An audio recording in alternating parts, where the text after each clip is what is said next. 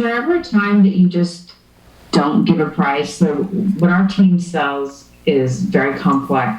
There's a lot of prices out there that where our competitors seemingly look similar to what we offer, but they don't. Yeah. And we've got to bring some more value to the table, or we're going to shoot ourselves in the foot, seemingly. Right.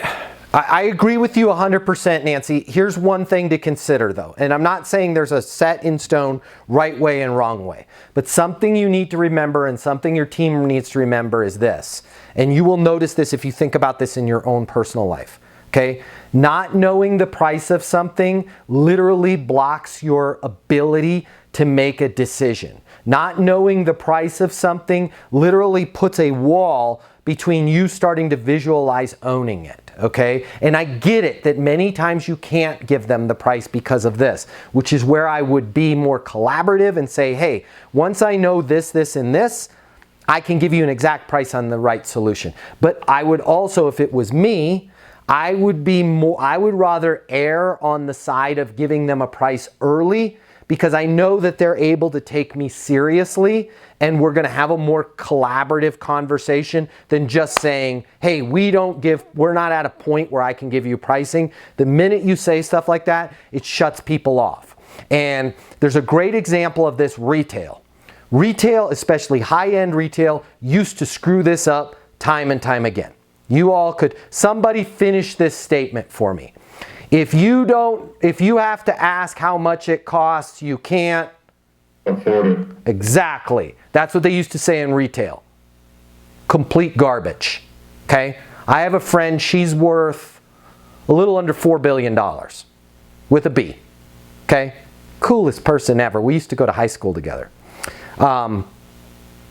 She will beat you up to no end on the price of anything. She didn't get a little under $4 billion by being like, oh, I just buy stuff and I don't need to know what it costs, right? She wants to know what it's going to cost now, what it's going to cost in the future, what it's going to cost if she finances it, what are her certain options, and can she just buy the whole damn company, right? That's how she got $4 billion.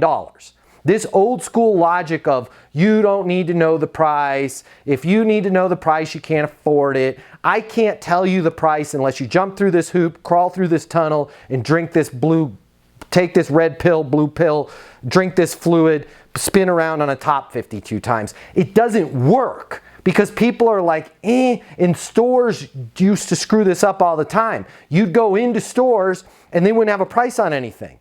And there was people that would be like, man, I want that blue jacket, but god dang, this is Hermes, man. The blue jacket's probably $8,000. Maybe it's $2,400.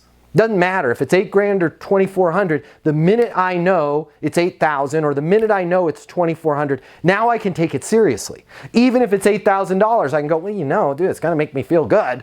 I haven't bought myself anything nice in a while, and it's no different with B2B, right? Like, we screw this up too often, and I know everybody's situation is different, but the longer you hold out on giving the price, the harder it is for them to take you really seriously. And them to go, got it, Nancy, totally understand, can you just give me a range? Yeah, absolutely. We're gonna be in the neighborhood of 20 grand a month to 250 grand a month. But at least then they can go, okay, well, what do I need to know? Because there's a big difference between 20 grand and 250, and I need to know who to get involved in this decision. Right? Well, let me give you an example. Depending on how many offices you're going to sign up. Well, we have 23. You got 23. Okay, good. Now, what modules do you think you're going to need? Let's just do a baseline here, and then I can kind of figure out. Actually, let's take one step back. What do you want the offices to get great at? Well, we need them to start receiving invoices sooner. Right now, you're having a good conversation.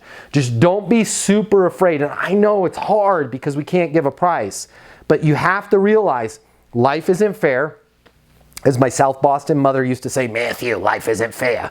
Life isn't fair, and if we continue to kick the price can down the road, there is going to come a point in our prospect, our buyer, the company we're working with is not going to tell us we're at that point.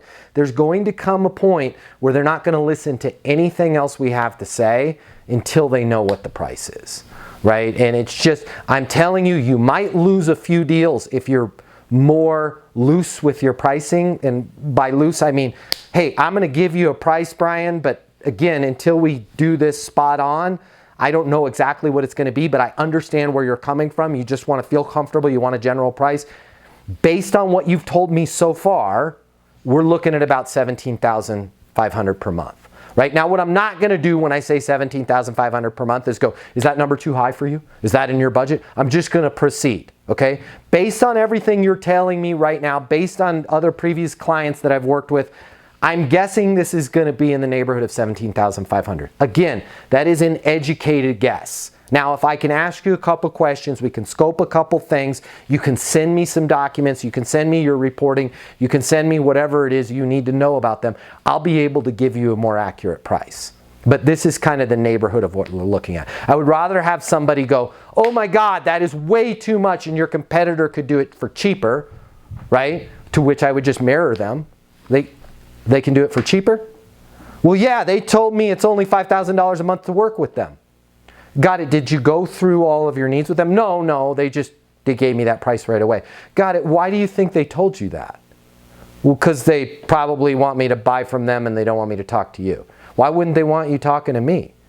Well, I don't know. Maybe they're intimidated by you guys. Maybe. I get it. Who knows why they gave you that? Here's how we do business here. I'm happy to give you a ballpark price.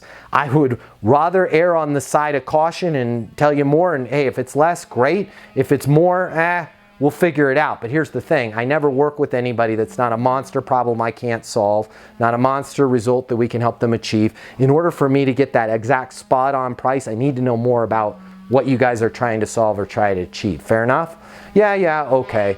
And I don't think people are going to walk away from that conversation. I think the ones that do, as Nancy said, we're just looking for a reason not to buy. Or, especially in B2B world, right? We get caught up in being that column B, column C, column D in an RFQ, RFP, right? And they just need 7 other prices. Okay? The longer we hold out, the more we're going to get caught up in like an 87-page RFP or RFQ that never turned into anything. I want to help you get better. I want to help you make more money. I want to help you sell more. But I cannot help you until you commit to being a member. And I promise you this. Once you become a member, I will not let you fail. Click the link in my bio. Become a member to Easton University.